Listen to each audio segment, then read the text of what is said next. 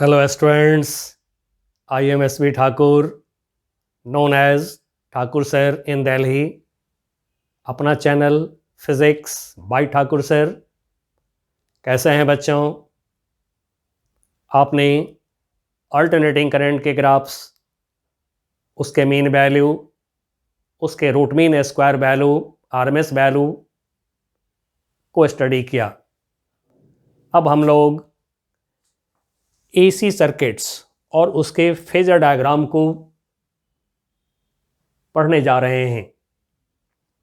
बच्चों, पूरी लेक्चर को बहुत अच्छी तरह से आप देखेंगे तो आपको बहुत ही आसानी से एसी सर्किट के प्रॉब्लम सॉल्व हो जाएंगे और बहुत आसानी से सही फेजर डायग्राम आप ड्रॉ कर सकते हैं। तो आइए शुरू करते हैं। हम लोग कुछ टर्म्स को पहले थोड़ा सा हम लोग रिफ्रेश कर लेते हैं। ऐसे आप जानते हैं, लेकिन थोड़ा सा हम लोग रिफ्रेश कर लेते हैं। जैसे instantaneous value of alternating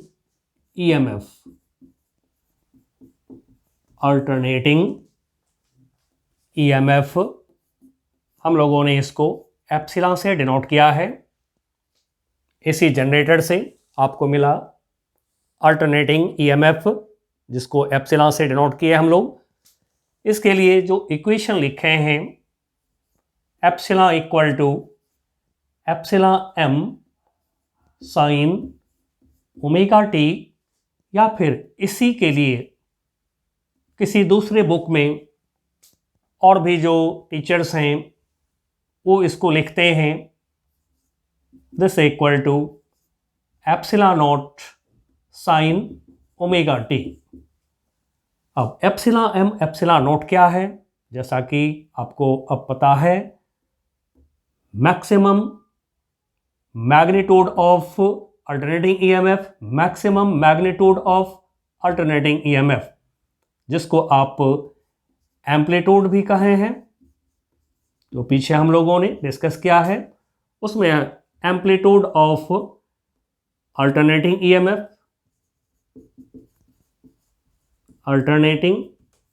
EMF बोले हैं। पीक वैल्यू, इसको पीक वैल्यू भी कहते हैं, peak value of alternating EMF ये भी बोलते हैं। अब इंस्टैन्टेनियस यानी eight any instant of time T. Instantaneous किसको कहते हैं आप? Eight any instant of time T, यानी टी समय पर जो कोई क्वांटिटी होता है आप उसको कहते हैं इंस्टैन्टेनियस। तो instantaneous value of potential difference, PD, potential difference और वोल्टेज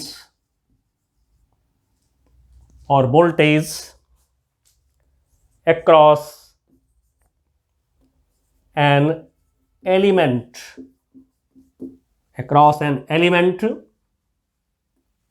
in an AC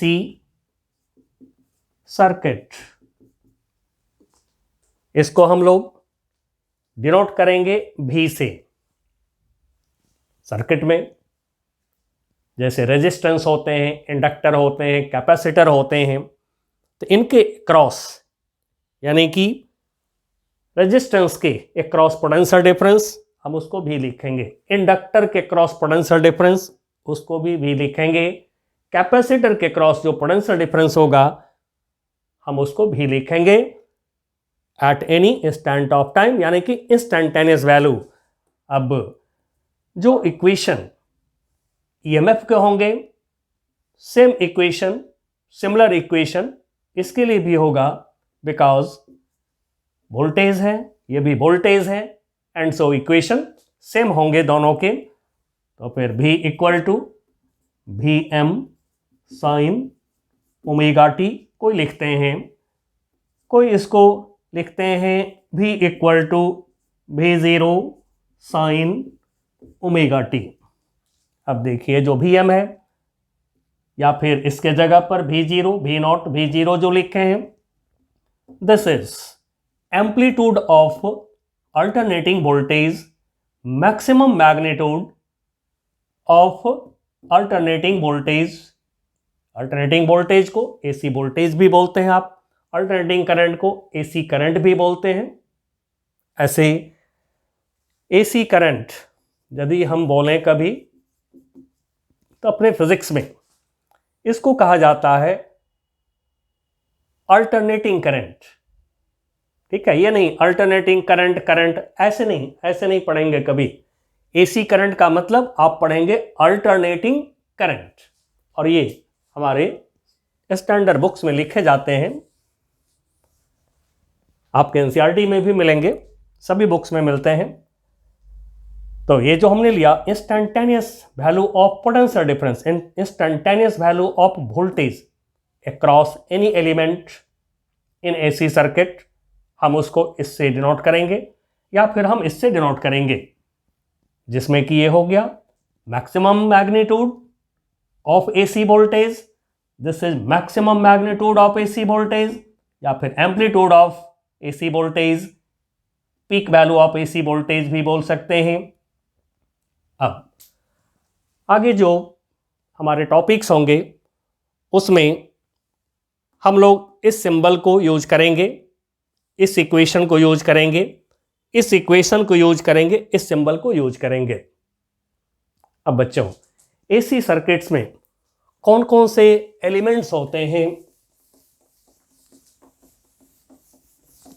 यानी AC सर्किट के जो पार्ट्स होते हैं वो कौन कौन होते हैं, आइए थोड़ा सा हम उस पर बात कर लें। तो AC सर्किट में R का मतलब होगा resistance of a resistor. Register is conductor, register क्या है, कंडक्टर है, उसके रेजिस्टेंस को R से डिनोट करते हैं। आपको इसका सिंबल पता है,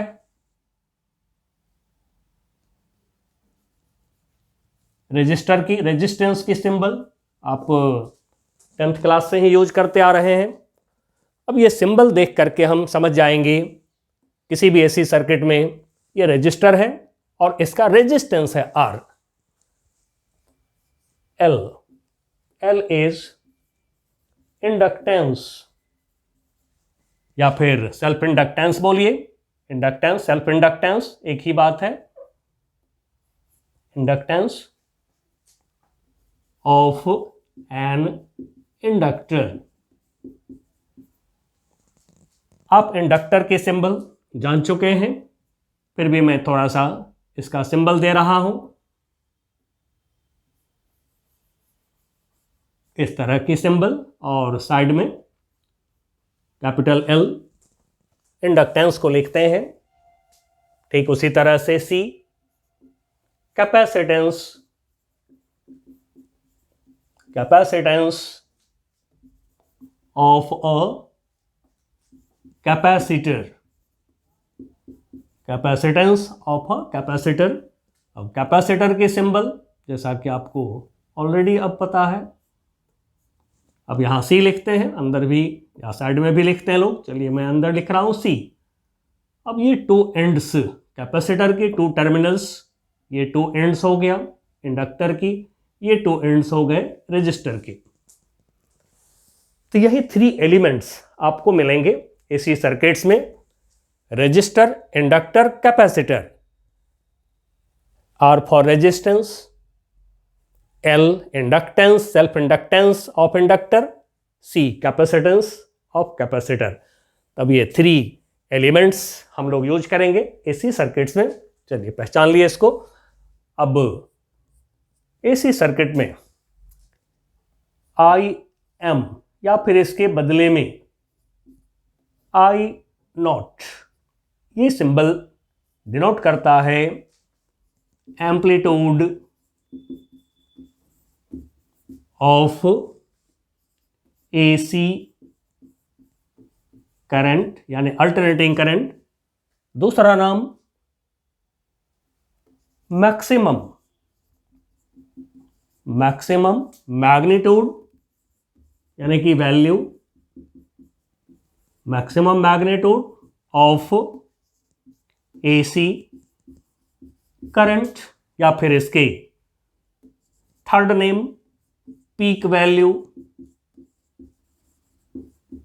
ऑफ एसी अल्टरनेटिंग करंट या फिर एसी करंट, दोनों बोलते हैं, ठीक है ना, एसी करंट या आप एसी भी बोल सकते हैं।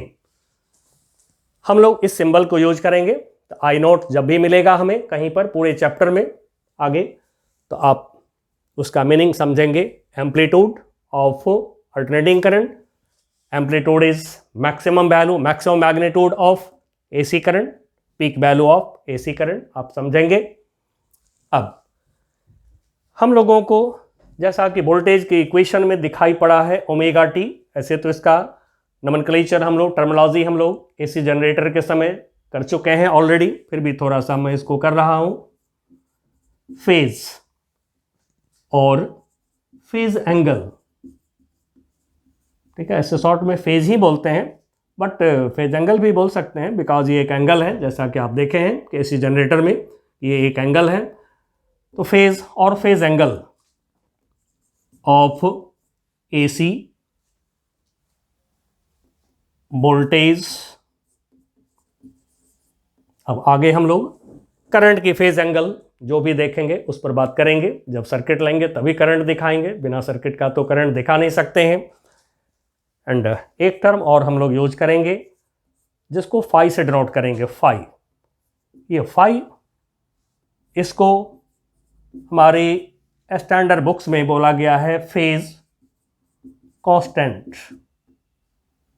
जैसे सिंपल हार्मोनिक मोशन में आपको क्लास 11 में oscillation chapter, simple harmonic motion chapter में आपको मिला होगा फेज कांस्टेंट, तो ये है फाई फेज कांस्टेंट। और दिस इज फेज डिफरेंस, इसका दूसरा नाम, ठीक है। सारे तरह के टर्म को हम पहले पहचान लेते हैं, क्योंकि प्रॉब्लम्स में हमें टर्म का मीनिंग पता होना चाहिए, तभी हम उस प्रॉब्लम को सॉल्व कर सकते हैं। तो फिर फाई का, जो फाई हम यूज करेंगे आगे, उसका नाम, दूसरा नाम phase difference between AC voltage and AC current, या फिर सिंपली, एकदम सिंपल ढंग से आप ये भी समझ सकते हैं, और angle between AC voltage and AC current. तो चलिए बच्चों, हम लोगों ने सारे टर्म्स का पता लगा लिया जो हमें एसी सर्किट्स में ज़रूरत पड़ने वाले हैं। अब इन सारे टर्म पर थोड़ा सा नज़र रखेंगे, और अब हम आगे लेते हैं अब एसी सर्किट।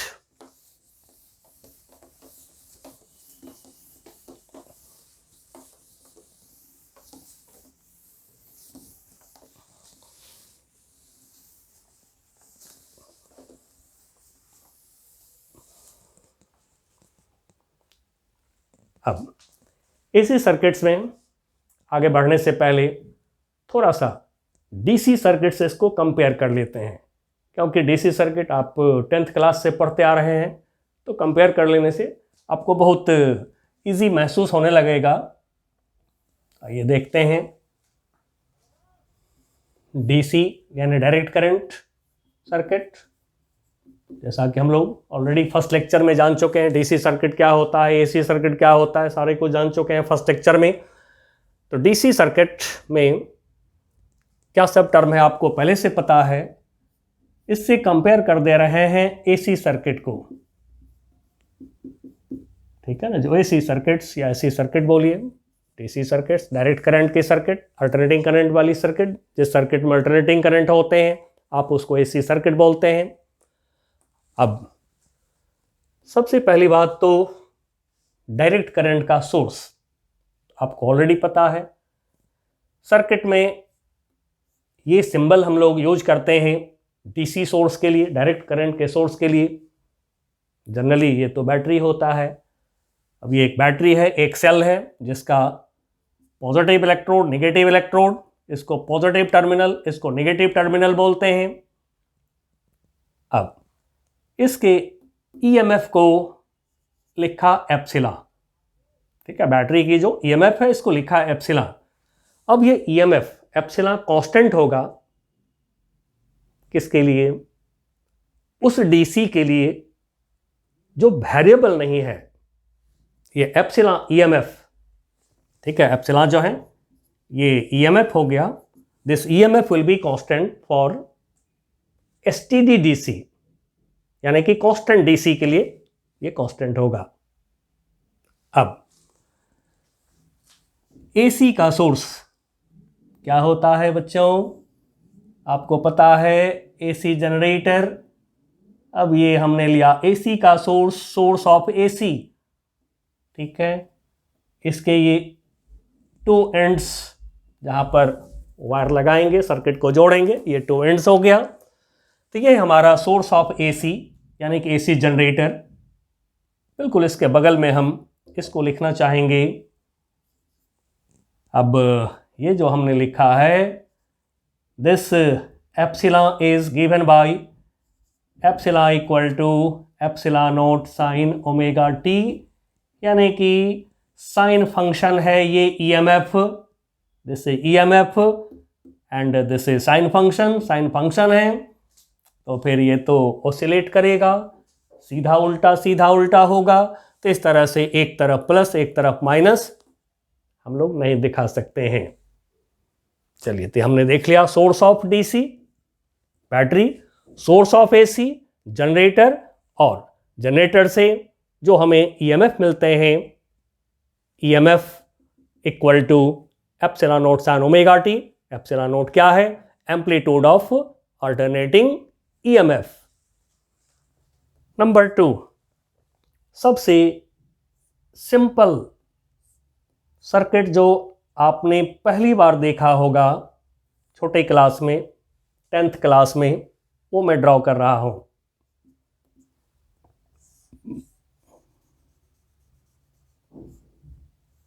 ये हमने लिया एक रेजिस्टेंस इसका आर सपोज किया, बैटरी का ईएमएफ एप्सिलॉन। अब आप क्या करते थे पिछले चैप्टर्स में, चैप्टर 3 एनसीईआरटी में भी किए हैं, बैटरी के पॉजिटिव टर्मिनल से करंट आई स्टार्ट किए, करंट आई चलते हुए फिर बैटरी के नेगेटिव टर्मिनल में वापस हो जाते हैं। अब रेजिस्टेंस आर के क्रॉस पोटेंशियल डिफरेंस को हम लोगों ने भी से डिनोट किया है। ओम्स लॉ लगाए यहां पर रेजिस्टर आर के लिए, रेजिस्टेंस आर के लिए ओम्स लॉ को यूज किया हमने। तो क्या मिला हमें relation? V equal to I R, ये रिलेशन मिला हमें। अब एसी सर्किट में ये लिया हमने सोर्स ऑफ एसी, इसका ईएमएफ एप्सिलॉन। अब इससे अभी हम एक रेजिस्टर को ज्वाइन कर रहे हैं, रेजिस्टर यानी कि रेजिस्टेंस जिसका आर है, इसको ज्वाइन किया। क्या बच्चों इस तरह से हम इसमें करंट को दिखा दें? नहीं। क्यों? आप इसमें पॉजिटिव नेगेटिव टर्मिनल इस तरह से नहीं दिखा सकते हैं, तो फिर हम करंट की डायरेक्शन किधर दिखाएंगे?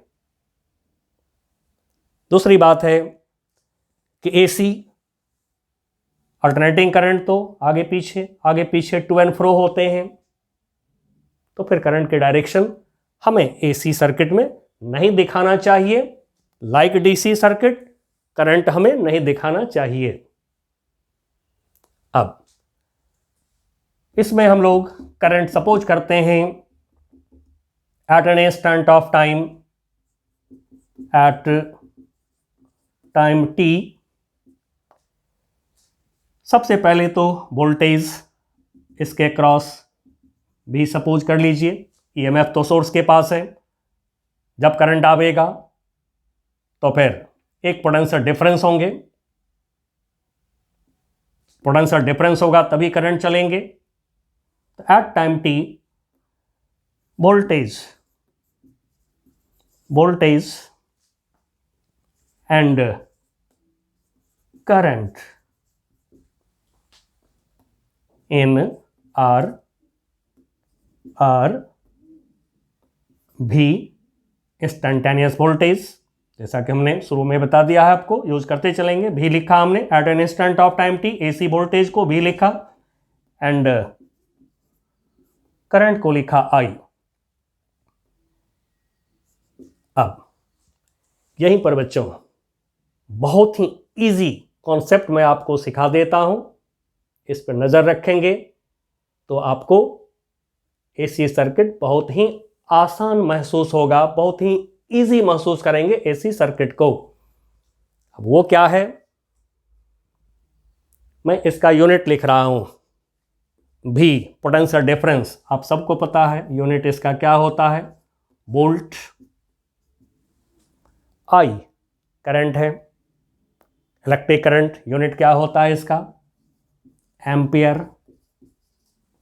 आर रेजिस्टेंस है, यूनिट क्या होता है इसका, ओम।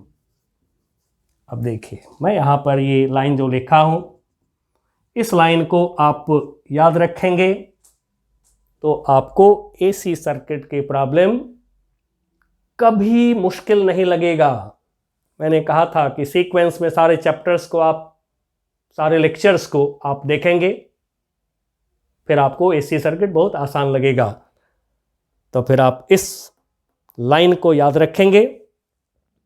अब इसी लाइन पर सारे एसी सर्किट के प्रॉब्लम हमारे सॉल्व हो जाएंगे केवल ये लाइन यूज करने से। कैसे, पहले मैं एक करके दिखाता हूं आपको। जिस क्वांटिटी का यूनिट वोल्ट है अपने एसी सर्किट में किसी भी एलिमेंट के क्रॉस, लेकिन ध्यान रखिएगा ये तो सोर्स का ईएमएफ है, इसके लिए नहीं, इसका तो ये इक्वेशन हमेशा के लिए है, इसका इक्वेशन ये तो ऑलवेज है। किसी भी एलिमेंट के क्रॉस जो वोल्टेज लेंगे भी, उसके लिए हम इसको यूज करेंगे। कैसे, वो देखिए, भी यूनिट वोल्ट, वोल्ट के जगह पर रख दिया भी को, यानी कि जिस फिजिकल क्वांटिटी पोटेंशियल डिफरेंस का यूनिट है उसको रख दिया। एम्पियर, अब करंट को हमने आई सपोज किया है, ठीक है, इसमें करंट आई चल रहा है, आई दिखाया नहीं हूं, लिखा हमने आई। ओम, जिसके अक्रॉस आप पोटेंशियल डिफरेंस लिए हैं उसका रेजिस्टेंस क्या है, आगे जब बढ़ेंगे हम लोग तो फिर हमें मिलेगा इंडक्टर, कैपेसिटर, उसमें अपोजिशन टू करंट जो है उसको रिएक्टेंस बोलते हैं, उसको हम ओम के जगह पर यूज करेंगे। तो फिर यहां पे लिख दिया हमने आर।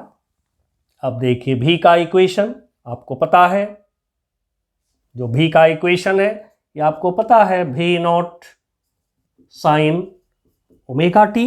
अब आप यहां पे रख दीजिए भी के जगह पर भी नॉट साइन ओमेगा टी, आप इसको सॉल्व करिए, प्रॉब्लम सॉल्व हो जाएंगे आपके, बहुत आराम से सॉल्व हो जाएंगे।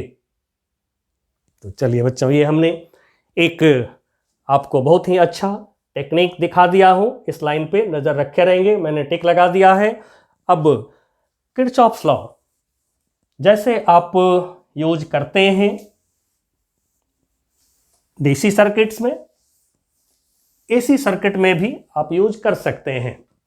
तब थोड़ा किरचॉफ्स लॉ की बात हम कर लेते हैं। बाय किरचॉफ्स वोल्टेज लॉ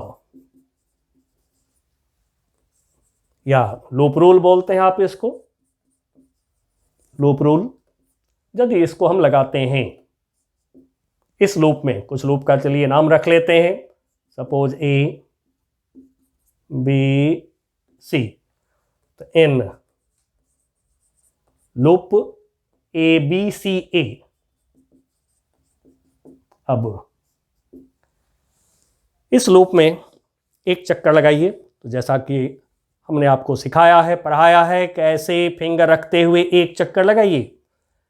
यदि हम बैटरी के अंदर, डीसी सोर्स के अंदर टुवर्ड्स पॉजिटिव प्लेट चलते हैं, यानी low potential to high potential चलते हैं, तो फिर इसका जो वोल्टेज है ये हम लेंगे पॉजिटिव, यानी ईएमएफ पॉजिटिव। चला चला चला चला करंट के डायरेक्शन में I/R नेगेटिव। और वहीं यदि इसका उल्टा चलते हैं आप, तो फिर बैटरी के अंदर towards negative plate, high potential to low potential चलेंगे, तो हम ईएमएफ को नेगेटिव लेंगे एंड I/R पॉजिटिव लेंगे करंट का पॉजिटिव डायरेक्शन में। Low potential to high potential चलेंगे, I/R को पॉजिटिव लेंगे and total voltage algebraic sum of potential difference in a loop क्या होता है, इक्वल टू 0। अब यहां से आप एप्सिलॉन इक्वल टू IR करके फर्दर आप प्रॉब्लम को सॉल्व कर लेते हैं। Similarly by Kirchhoff's voltage law, Kirchhoff's voltage law, short में KVL भी बोल देते हैं लोग, KVL किरचॉफ्स वोल्टेज लॉ, या फिर लूप रूल। लूप रूल यदि हम लगाते हैं, तो अब बच्चों यहां पर हमें इसका साइन चाहिए, हमें इसका साइन चाहिए, ठीक है, एप्सिलॉन ईएमएफ सोर्स का हमें इसका साइन चाहिए। बट जैसा कि आप जान चुके हैं कि हम लोग यदि एक तरफ प्लस एक तरफ माइनस ले लेते हैं, एक तरफ डायरेक्शन दे देते हैं, तब तो डीसी की तरह दिखने लगेगा, कोई डिफरेंस ही नहीं होगा फिर एसी डीसी में। तो यहीं पर आप एक बात सोचेंगे, eight any instant of time, यानी एनी टाइम टी पर, ये एंड ले लीजिए पॉजिटिव, ये एंड ले लीजिए नेगेटिव, या आपकी इच्छा हो तो ये एंड पॉजिटिव ले लीजिए, ये एंड नेगेटिव ले लीजिए, और करंट को आप लाइन में नहीं दिखा करके थोड़ा सा ऊपर दिखा लीजिए ताकि गलती भी ना हो। तो फिर हम करंट इसमें दिखा रहे हैं इधर की तरफ, ये दिखाया हमने current I at any instant of time, epsilon is voltage at any instant of time. तो आपको पता है current flows from high potential to low potential, तो ये एंड हो गया एट हाई पोटेंशियल, ये एंड हो गया एट लो पोटेंशियल। तो फिर हम लोग लूप रूल यदि लगावें, एक चक्कर लगावें क्लॉकवाइज, तो इसका साइन क्या लेंगे, low potential to high potential हम चलेंगे इसके अंदर, एप्सिलॉन पॉजिटिव, करंट के डायरेक्शन में I/R negative, total potential difference equal to 0। अब आप ये लिख करके उसके बाद एप्सिलॉन के जगह पर epsilon naught sine omega T लिख करके आप प्रॉब्लम कर सकते हैं। चलिए बच्चों, बहुत आसानी से हमने आपको प्रॉब्लम सॉल्व करना सिखा दिया है। अब आप जो है आराम से तेजी से आगे बढ़ते चलिए और बहुत इजी ढंग से अब आप सर्किट का स्टडी करेंगे। लेकिन इसी सर्किट में जो वोल्टेज हैं, जो करंट हैं, उसके पास में फेज है, और आगे देखेंगे वोल्टेज करंट के बीच में फेज का डिफरेंस भी होता है। तो फिर हमें थोड़ी सी एक बात की और जानकारी ले लेना चाहिए, फिर एसी सर्किट को आगे हम लोग पढ़ते हैं। अब ये टर्म है phasor diagram of AC circuit.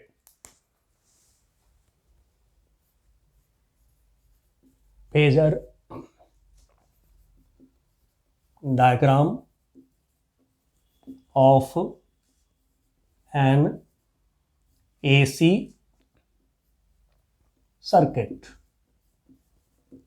ठीक है, अल्टरनेटिंग करंट वाले सर्किट में फेजर डायग्राम। अब क्या होता है फेजर डायग्राम, पहले हम इसकी जानकारी ले लें। और बच्चों, हमेशा मैं नोट्स लिखाता हूँ, बोर्ड पे जो लिखता हूँ आप भी नोट करिए। आपका नोट्स तैयार है, आप बोर्ड एग्जाम दीजिए। बोर्ड एग्जाम में बहुत ही अच्छे मार्क्स आपको आएंगे। साथ में नोट्स को देख करके आप सारी बुक को सॉल्व करिए, सारे सॉल्व होते हैं, जैसा कि मैं चैप्टर 1 से करते आ रहा हूँ आपके साथ। तो फेजर डायग्राम क्या होता है, पहले हम इसको डिफाइन कर लें। Phasor diagram, phasor diagram is that diagram in which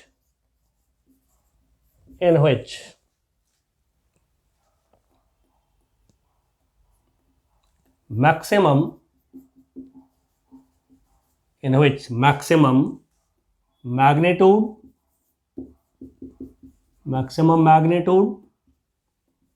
of AC voltage, inside bracket इसको V0 हम लिख रहे हैं, maximum AC voltage, and maximum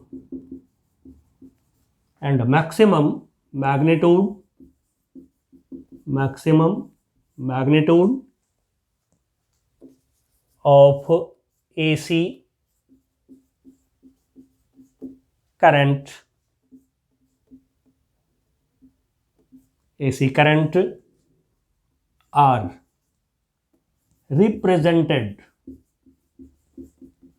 are represented by arrows, bracket में थोड़ा मैं लिख देता हूं, like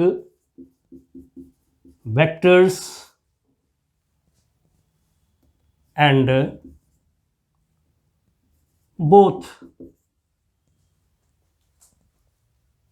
यानी कि voltage and current both are called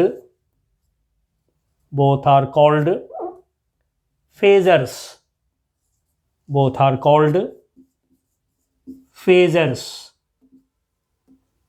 अब देखिए क्या लिखा हमने, का phasor diagram is that diagram in which maximum magnitude of AC voltage की जो मैक्सिमम मैग्नीट्यूड है, यानी peak value of AC voltage, amplitude of AC voltage and maximum magnitude of AC current are represented by arrows.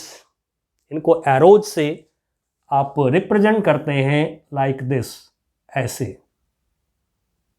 अब ये तो vector के लिए आप यूज करते हैं, तो फिर क्या हम इसको वेक्टर मान रहे हैं? जैसा कि हमें पता है कि ये दोनों टर्म क्या है, स्केलर है, आई नॉट पीक वैल्यू, ये दोनों क्या है, स्केलर क्वांटिटी है, वोल्टेज करंट आर स्केलर। तो यहां पर ये एक टेक्निक ऐसा यूज किया जा रहा है जिससे कि एसी सर्किट को पढ़ना आसान हो जाए। दूसरे भी मेथड्स हैं, कॉम्प्लेक्स नंबर की मेथड है, फिर एनालिटिकल मेथड भी है इसके, बट उन सब से फेजर डायग्राम की मेथड जो है ये आसान होता है। तो चलिए बच्चों, V नॉट और I नॉट दोनों को एक वर्ड में हम लोग, ये जो V नॉट है और ये I नॉट है, इसको एक वर्ड में हम लोग फेजर्स कहा करेंगे। अब फेजर क्या है हम इसको बाद में डिफाइन करते हैं। अब इन दोनों फेजर्स को आप ड्रॉ करेंगे कहां पर, at origin. Both phasors V naught and I naught are drawn at the origin of axis। जो एक्सिस का ओरिजिन होते हैं उसी पर ड्रॉ करेंगे, जैसे आप वेक्टर को ड्रॉ किए हैं। अब जैसे कि ये ओरिजिन हो गया, अब हमें ड्रॉ करना है V नॉट, ऐसे ड्रॉ कर दिया। हमें ड्रॉ करना है I नॉट, ऐसे ड्रॉ कर दिया, इस तरह से ड्रॉ कर दिया। तो जैसे वेक्टर का टेल रखते हैं ओरिजिन पर, उसी तरह से इन फेजर्स का भी टेल रखेंगे ओरिजिन पर और इनको एरो से रिप्रेजेंट करेंगे हम वेक्टर के तरह। चलिए, तो ड्राइंग हमने बताया कि ड्रॉ कैसे करते हैं। अब इसका क्या इंपॉर्टेंस है, क्यों हम पढ़ रहे हैं। तो फिजिक्स में तो सब यूजफुल बातें आप करते हैं, सबका रिश्ता हमारे लाइफ से, हमारे सिविलाइजेशन से जुड़े होते हैं। तो फिर दिस डायग्राम यानी कि फेजर डायग्राम रिप्रेजेंट्स या कहिए रिप्रेजेंट्स शोज फेज रिलेशनशिप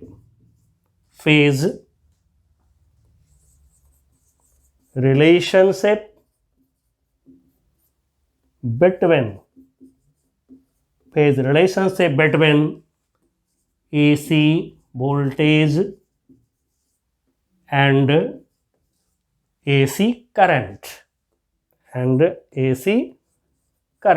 यानी अल्टरनेटिंग करंट। तो ये जो डायग्राम है इसका पर्पस है, दिस डायग्राम यानी phasor diagram shows phase relationship. जैसे वोल्टेज का फेज ओमेगा टी आप देख चुके हैं, आगे करंट निकालेंगे हम लोग, उसमें भी फेज आवेगा, फेज एंगल आवेगा। तो वोल्टेज की फेज यानी कि फेज एंगल, करंट की फेज यानी फेज एंगल, दोनों में क्या रिश्ता होगा ये बताता है हमें फेजर डायग्राम। अब बच्चों, दो टर्म हम लोग फ्रीक्वेंटली यूज करेंगे, बार बार यूज करेंगे, जो यहाँ पर हम लोग अभी बात कर लिए हैं। भी नोट को हम लोग कहा करेंगे voltage phasor and I note को एम्पलीट्यूड ऑफ एसी वोल्टेज, भी नोट को voltage phasor, amplitude of AC current, I note को हम लोग कहेंगे current phasor.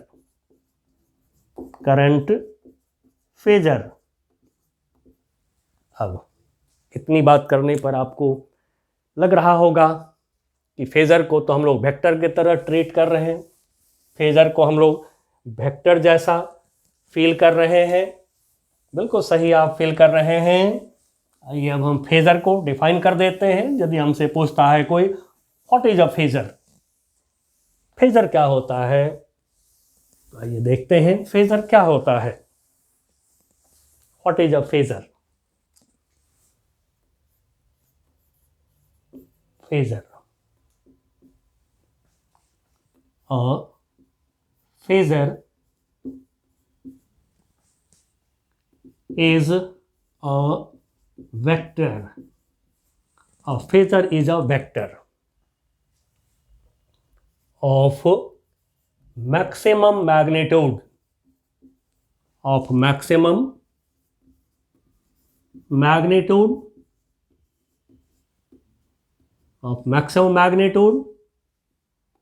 which rotates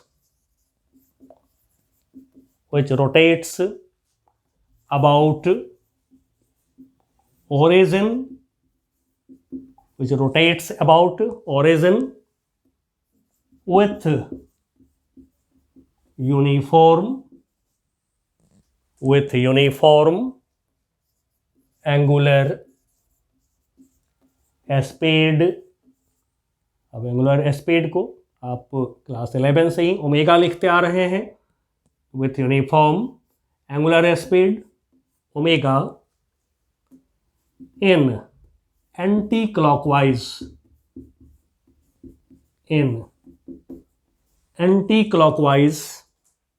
direction,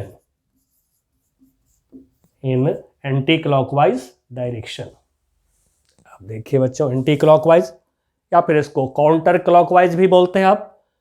तो जो फेजर है ये रोटेटिंग वेक्टर है। ये सबसे पहले simple harmonic motion oscillation chapter में ये मिलता है आपको।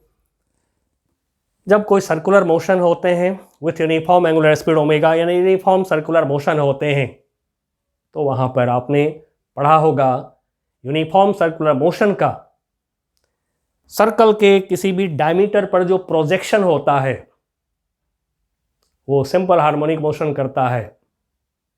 यूनिफॉर्म सर्कुलर मोशन में जब कोई पार्टिकल रोटेट करते हैं तो फिर उसका जो रेडियस वेक्टर है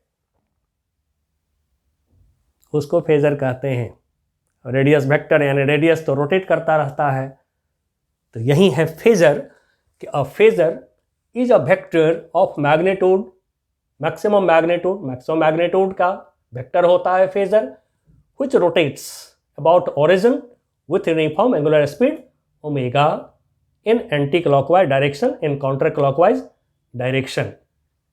अब जैसा कि हम लोगों ने इससे पहले फेजर डायग्राम की बात कर रहे थे, जो बताया हमने कि जो फेजर हैं मैक्सिमम मैग्नीट्यूड के होते हैं, तो जो इसका लेंथ होगा वो length maximum magnitude of phasor को रिप्रेजेंट करेंगे।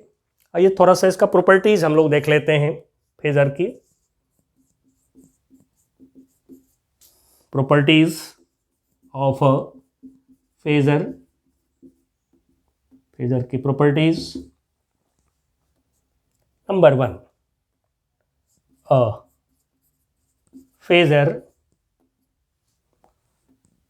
is a vector which rotates about the origin, rotates about the origin with uniform angular speed, omega में लिख रहा हूं, and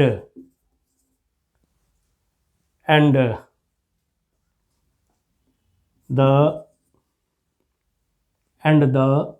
angular frequency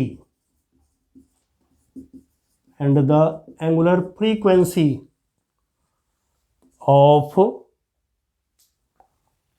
oscillating angular frequency of oscillating quantity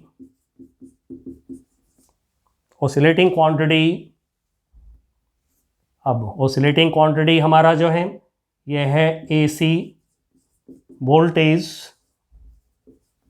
and AC current. इस समय हम लोग AC वोल्टेज AC करंट ले रहे हैं, जो oscillating करंट oscillating वोल्टेज है। The angular frequency of oscillating quantity AC voltage, AC current at any instant of time, यानी कि इंस्टैंटेनियस फ्रीक्वेंसी या कहिए इंस्टैंटेनियस वोल्टेज, इंस्टैंटेनियस करंट की जो फ्रीक्वेंसी है at any instant of time is equal to omega, यानी angular speed omega equal to omega angular speed of rotation of phasor. ठीक है बच्चों, तो हमारे एसी सर्किट में जो ओमेगा होगा, ये omega alternating voltage, alternating current का एंगुलर फ्रीक्वेंसी होता है। ठीक है, eight any instant of time instantaneous AC voltage, instantaneous AC current का एंगुलर फ्रीक्वेंसी फेजर के एंगुलर वेलोसिटी के इक्वल होते हैं। Next property number 2। अब लेंथ को तो आप लोग ऑलरेडी पहचान चुके हैं कि इसका लेंथ क्या होगा, maximum magnitude of AC voltage AC current. तो फिर नंबर 2 प्रॉपर्टी हो जाएंगे length of each phasor, length of each phasor. अब यहां पर मैं दिखा रहा हूं V naught, this is maximum magnitude of AC voltage। तो जो एक फेजर का लेंथ होगा हमारे फेजर डायग्राम में, अब हम लोग अपने फेजर डायग्राम की बात कर लेंगे। फर्स्ट प्रॉपर्टी हमने जनरल प्रॉपर्टी दे दिया, कॉमन प्रॉपर्टी दे दिया है, बट अब हम लोग अपने एसी सर्किट की बात करेंगे। तो लेंथ ऑफ ईच फेजर जो हमारे फेजर डायग्राम में होगा ये V0 होगा, किसका?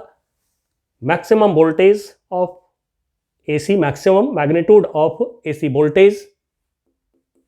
दूसरे फेजर की लेंथ, करंट फेजर की length, this will be maximum magnitude of AC current. ठीक है, यानी कि वोल्टेज फेजर की length, maximum magnitude of AC voltage, current phasor की जो लेंथ होगा maximum magnitude of AC current होगा अपने फेजर डायग्राम पे। नंबर 3, अब ये थर्ड प्रॉपर्टी बहुत इंपॉर्टेंट प्रॉपर्टी है इसका,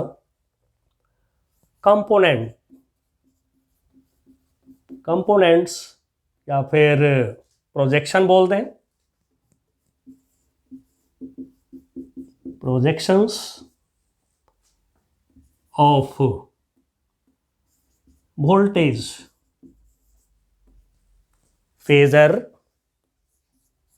वोल्टेज फेजर यानी कि V0 and current phasor I0 on vertical axis,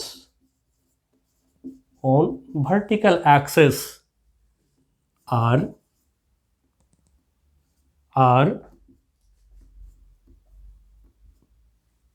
vertical axis को वाई एक्सिस भी आप सपोज कर सकते हैं।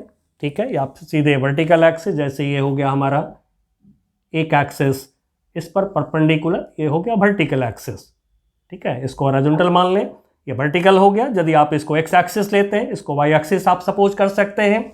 अब ये जो कंपोनेंट्स होते हैं V0 I0 की, ये होता है इंस्टेंटेनियस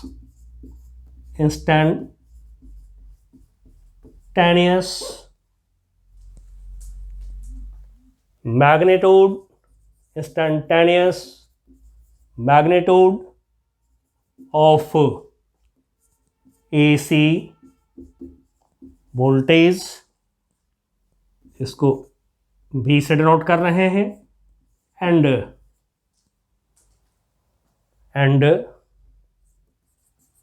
इंस्टेंटेनियस मैग्नीट्यूड, या सीधे बोले instantaneous AC voltage, instantaneous magnitude at an instant of time t, magnitude of AC current, या फिर सीधे बोल दें इंस्टेंटेनियस AC करंट, जिसको कि हम लोग I से डिनोट कर रहे हैं, डिनोट करेंगे। ये है बच्चों प्रोजेक्शन, यानी कि कंपोनेंट।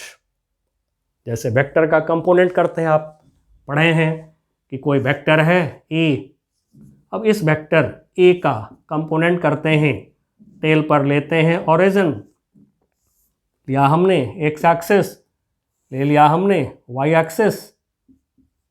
अब क्या करते हैं, वेक्टर के हेड से परपेंडिकुलर ड्रॉ करते हैं, दोनों एक्सिस पे परपेंडिकुलर ड्रॉ करते हैं। यदि ये एंगल थीटा है तो फिर ये वाला कंपोनेंट वेक्टर ए का, वेक्टर ए है, इसका ये वाला कंपोनेंट क्या लेते हैं, याद होगा बिल्कुल आपको, ए कॉस थीटा। ये वाला कंपोनेंट क्या लेते हैं, ए साइन थीटा।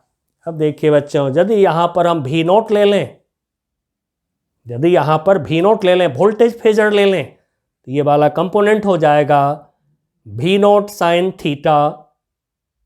और यदि थीटा को ओमेगा टी ले लें हम, तब क्या होगा, तो कंपोनेंट यदि भी नॉट ले लेते हैं तो ये हो जाएंगे भी not sine omega T.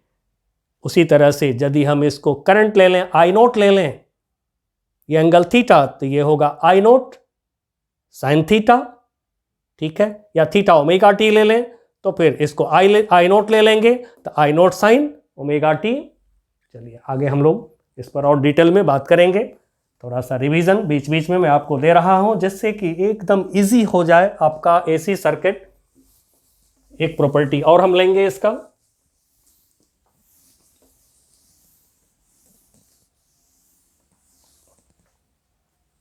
Property number 4, the rotation angle of phasors,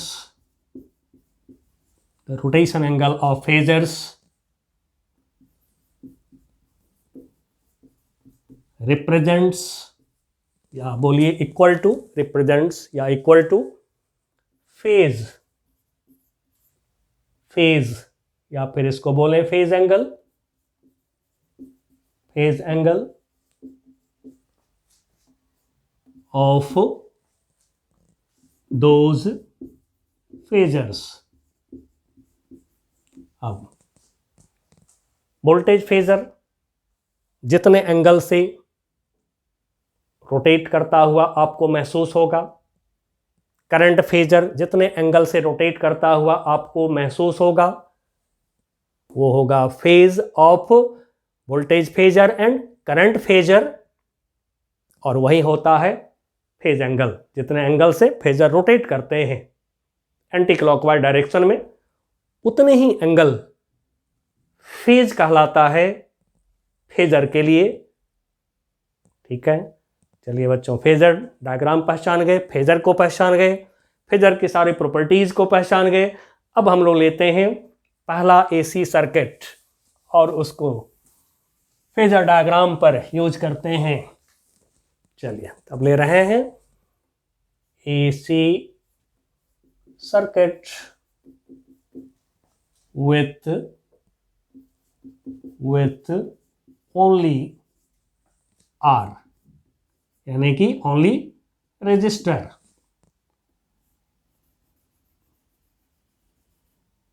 ठीक है, ले लिया हमने एक रजिस्टर R रेजिस्टेंस, इसमें लगा दिया एसी का सोर्स, सोर्स ऑफ एसी। इसका जो ईएमएफ है एप्सिलॉन, या फिर हम चाहें तो epsilon equal to epsilon naught sine omega T लिख सकते हैं, ठीक है। दोनों बात है, epsilon equal to epsilon naught sine omega T ये भी लिख सकते हैं। अब बच्चों जैसे ही वोल्टेज अप्लाई होगा क्या होगा, करंट आवेगा, बट हम करंट को दिखाएंगे नहीं। एसी सर्किट है, किसी एक तरफ दिखाने पर कंफ्यूजन अराइज हो जाएंगे, क्या एसी भी एक तरफ चलता है? नो, एसी ऑसिलेटिंग करंट है। अब potential difference across the resistor भी सपोज किया, at an instant of time EMF epsilon, at an instant of time potential difference across resistor, इसको भी हमने माना। अब भी का इक्वेशन ये भी आप देख चुके हैं, भी नॉट साइन ओमेगा टी। चलिए अब हम तुरंत यूज करें इस पर, volt equal to ampere into ohm. चलिए थोड़ा सा मैं यहाँ पे लिख के भी रख देता हूँ क्या हम यूज करने वाले हैं, volt equal to ampere into ohm. इस रिलेशन से आप एसी सर्किट में कहीं भी इक्वेशन तैयार करेंगे तो बहुत ही आसानी से आपको तैयार होगा और बहुत इजी ढंग से सॉल्व होगा। लेकिन थोड़ा स्टेटमेंट दे दीजिए, let at any instant of time T EMF of AC source यानी generator is epsilon, potential difference या कहिए voltage in voltage across R is भी, ठीक है, ऐसी वोल्टेज भी सिंबल लिखते रहा हूं, and AC current in R is I। अब इस इक्वेशन को मैं यूज कर रहा हूं, पहले वोल्ट के जगह पर रखा V इक्वल टू एम्पियर के जगह पर I रख दिया, ओम के जगह पर R रख दिया। देखिए इक्वेशन तैयार हो गया। अब इसको सॉल्व कर दीजिए, आंसर की चिंता नहीं, अपने आप आंसर निकल आएंगे। नाउ V के जगह पर रखा V0 sine omega T I into R। Now I equal to हमें चाहिए हमेशा किसी भी सर्किट में जो आप करते आ रहे हैं काम, वोल्टेज अप्लाई करते हैं, करंट निकालते हैं, तो फिर I इक्वल टू R को लाइए इधर, V0 upon R sign omega T. Now maximum voltage by resistance, maximum current, तो फिर I इक्वल टू, इसको I0 से डिनोट किया, साइन ओमेगा टी। चलिए इसको इक्वेशन 1 मान ले रहे हैं। अब थोड़ा सा साइड में हम लोग मेंशन कर दे रहे हैं, हम लोग भी के जगह पर ये जो रखे हैं तो थोड़ा सा साइड में मेंशन कर दीजिए, where V is equal to V0 sine omega T. अब बच्चों इसी को यदि किरचॉफ्स रूल पे कोई यूज करना चाहें तो कैसे यूज करेंगे वो भी मैं दिखा देता हूं। बाय किरचॉफ्स वोल्टेज लॉ, तो फिर अब हमें इसमें एक डायरेक्शन में करंट सपोज करना होगा eight any instant of time. मान लीजिए कि करंट इधर की तरफ है, तो फिर ये एंड हाई पोटेंशियल पर होगा, ये एंड लो पोटेंशियल पर होगा। अब लूप रूल हम लगा रहे हैं, एक चक्कर लगा रहे हैं इसमें, तो चले ये सोर्स ऑफ वोल्टेज में low potential to high potential चलेंगे, एप्सिलॉन पॉजिटिव।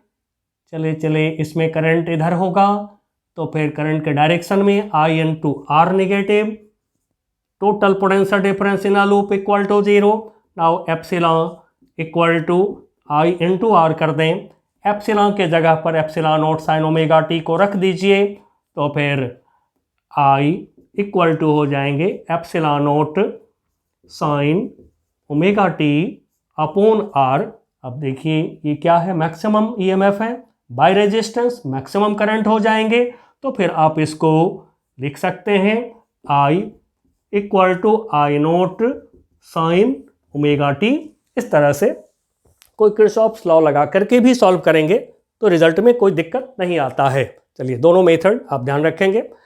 अब गौर से देखें जरा, ये है फेज करंट का और ये फेज वोल्टेज का, या फिर यहाँ से देखें फेज ऑफ EMF यानी voltage, phase of current omega T, दोनों क्या देखते हैं सेम आ गया। तो यही है बच्चों, जो ओनली रेजिस्टेंस होते हैं तो उस समय जो है phase of current end voltage दोनों इक्वल होता है। थोड़ा सा हम लोग एक लाइन लिख देते हैं, लिख दीजिए, phase of voltage and current are same. ठीक है, दोनों के फेज सेम है। आगे और बात करेंगे हम लोग। तो फेजर डायग्राम पर इसको डिनोट करते हैं, phasor diagram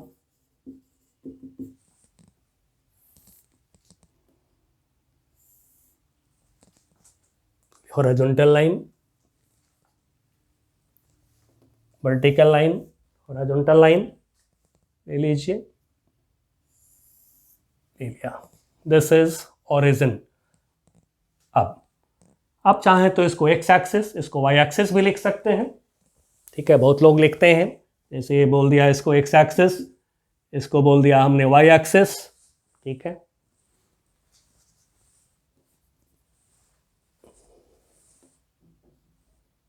this is Y axis.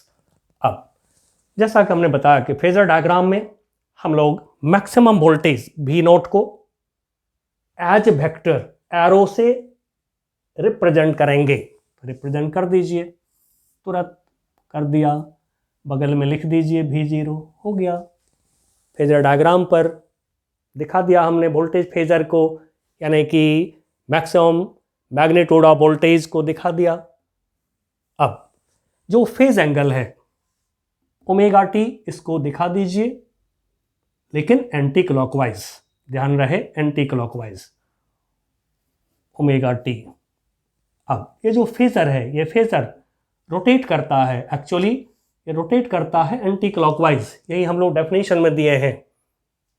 अब करंट को दिखाना चाह रहे हैं हम इस फेजर डायग्राम पर, तो करंट में भी फेज एंगल, करंट का फेज ये भी सेम देख रहे हैं जितना वोल्टेज का है, तो फिर यही लाइन रहेंगे। अब इसी लाइन पर हम करंट फेजर को दिखा रहे हैं, ये दिखाया हमने करंट फेजर, यानी I naught maximum magnitude of current दिखाया हमने। अब बच्चों दिखाते ही आप समझ गए, दोनों करंट एंड वोल्टेज का एक ही फेज है, एक ही फेज एंगल है, तो इसको हम लोग कहते हैं, थोड़ा सा लिखते चले, by phasor diagram,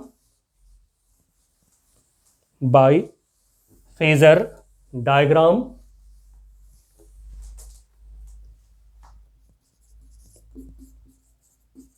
by phasor diagram, AC voltage and AC current are in phase।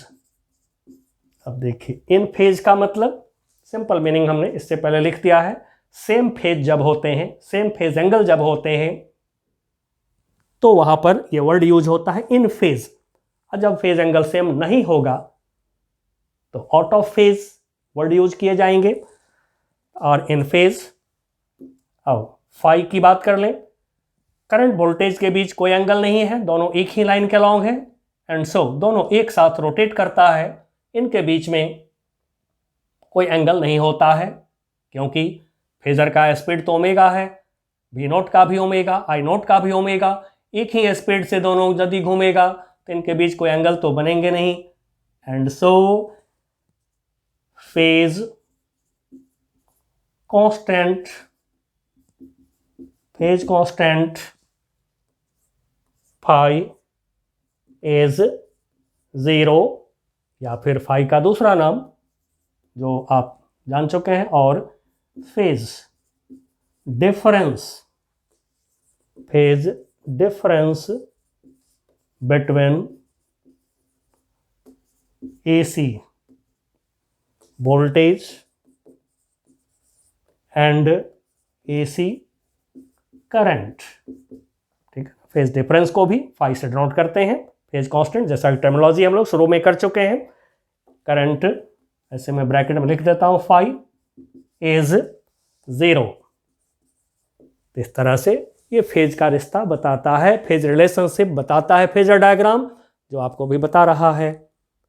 अब एग्जाम में, बोर्ड एग्जाम में आप इतना दे सकते हैं, लेकिन जो हम लोग कुछ प्रॉपर्टी की बात किए हैं, थोड़ा उसको मैं दिखाना चाहूँगा आपको इस पर। तो यहाँ से वी नोट के हेड से परपेंडिकुलर ड्रॉ करिए वाई एक्सिस पर, यानी कंपोनेंट देखते हैं वी नोट का क्या होता है, परपेंडिकुलर वाई एक्सिस पर ड्रॉ किया।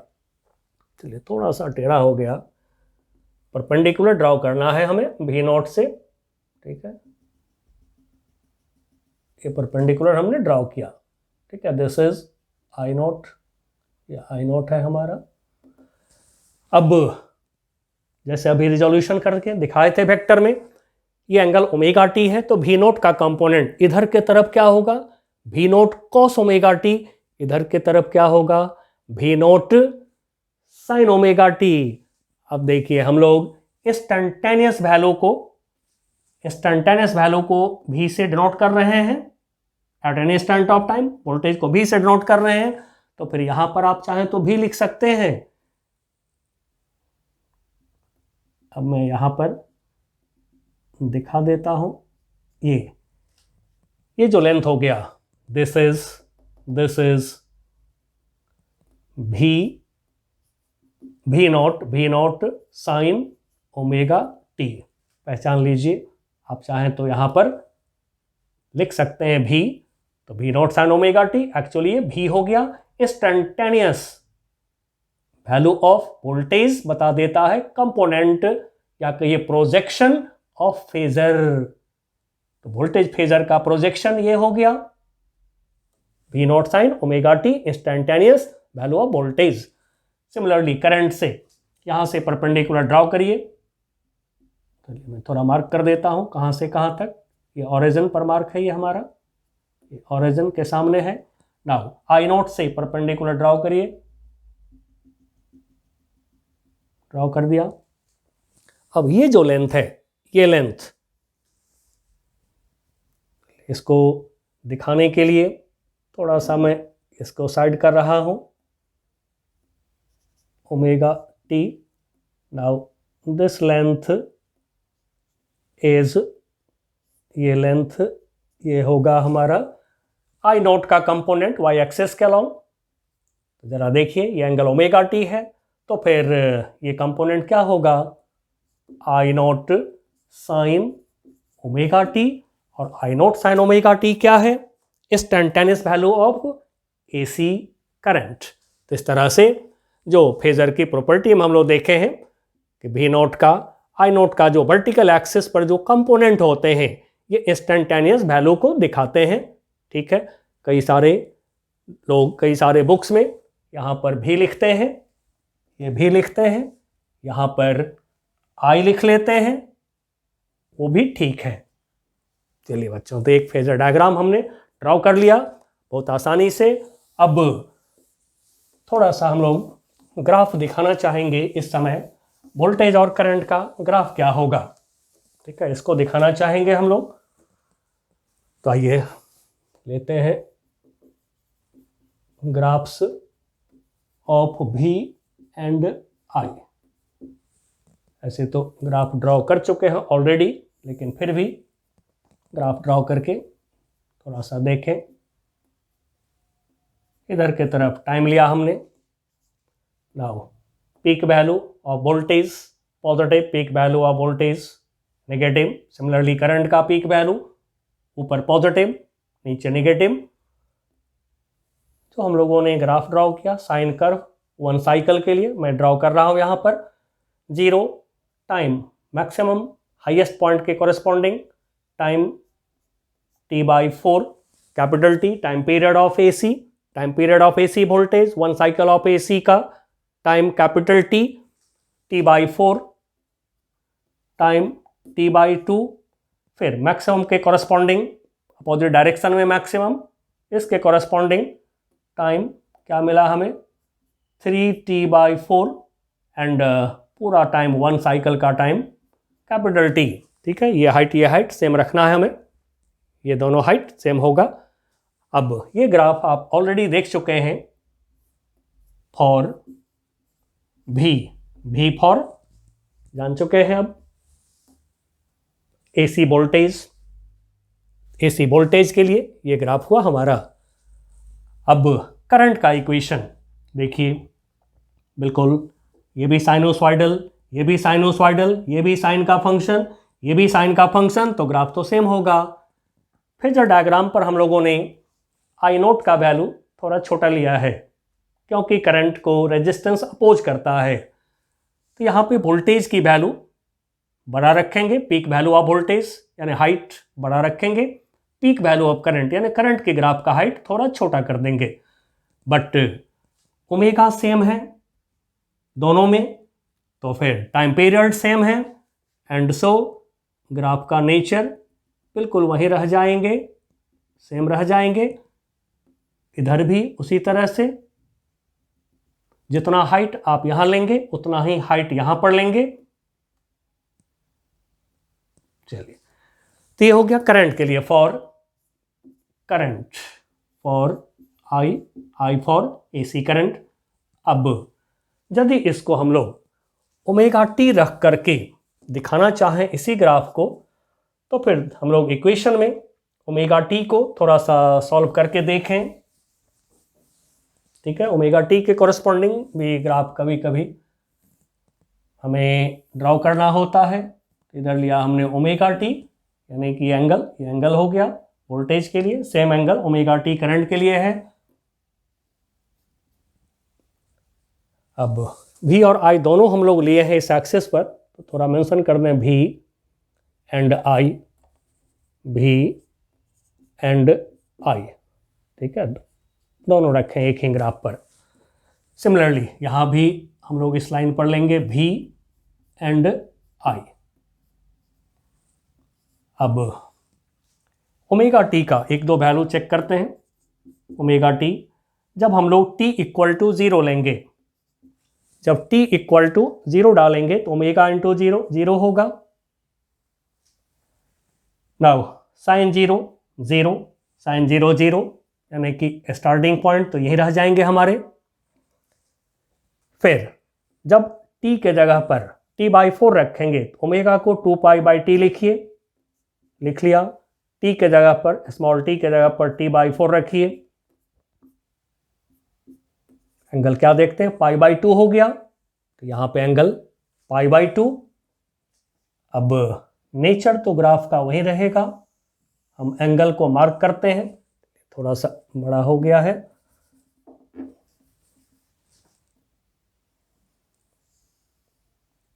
अब थोड़ी थोड़ी हम लोग एंगल को मार्क कर रहे हैं। t/4 जहां पर टाइम है वहां पर एंगल क्या आ रहा है, π/2। अब t/2 टाइम रख करके देखें तो ओमेगा के जगह 2π/t, स्मॉल t के जगह t/2 रखें, t से t कैंसिल, क्या देखते हैं पाई हो गया। तो जहां t/2 टाइम वहां पे एंगल क्या होगा, पाई। सिमिलरली अब यहाँ पर पाई प्लस π/2 करें तो क्या होगा, 3π/2। अब यहाँ पर क्या हो जाएंगे, जब 3π/2 में प्लस π/2 करेंगे तो क्या हो जाएगा, 2π। तो ये हो गया एंगल 2π। इस तरह से टाइम वाला ग्राफ आपको याद है। ठीक है, टाइम वाला ग्राफ आपको याद है तो फिर आप इससे आराम से ओमेगा टी का वैल्यू निकाल करके ग्राफ को प्लॉट कर सकते हैं। अब ये ग्राफ हमने लिया है अभी वोल्टेज के लिए, फॉर V। अब हम करंट के लिए ले रहे हैं, बिल्कुल सेम ग्राफ रहेंगे क्योंकि फेज सेम है। एंड सो साइन का ग्राफ वोल्टेज का होगा, साइन का ग्राफ करंट का भी होगा, और सेम फेज होने की वजह से, सेम ओमेगा टी दोनों में होने की वजह से सब कुछ, यानी कि टाइम एंगल सेम रहेंगे। तो फिर दिखा दीजिए करंट के लिए साइनोसॉइडल ग्राफ, साइन फंक्शन का ग्राफ। लेकिन वही थोड़ा सा आपको सावधानी रखना है कि जो हाइट है, पीक वैल्यू है करंट का, ये और ये सेम होना चाहिए। वोल्टेज का पीक वैल्यू ये और ये सेम, यानी कि ग्राफ की हाइट यहाँ पर सेम होना चाहिए। अब हम लोगों ने रेजिस्टेंस वाली एसी सर्किट की स्टडी की है, बिल्कुल सिमिलर स्टडी हम लोग करेंगे इंडक्टर वाले, कैपेसिटर वाले सर्किट की। तब तक के लिए बच्चों बाय बाय।